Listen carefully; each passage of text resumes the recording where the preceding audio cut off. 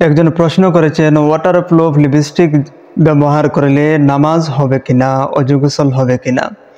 এই প্রশ্নের জবাবে আমি উত্তর দিব যে সৌন্দর্য ও সাজসজ্জা গ্রহণের ব্যাপারে শরিয়াতের একটি মূলনীতি হলো, যেসব বস্তুর মাধ্যমে সাজসজ্জা গ্রহণ করা হচ্ছে যদি সেগুলোর মাঝে কোনো হারাম বা নাপাক পদার্থ না থাকে এবং সেগুলো ব্যবহারের ফলে অজু গোসলের সময় শরীরের কোনো অংশে পানি ছোঁয়া লাগতে প্রতিবন্ধকতা সৃষ্টি না করে, তাহলে এ জাতীয় সাজসজ্জা গ্রহণ করা জায়েজ আছে।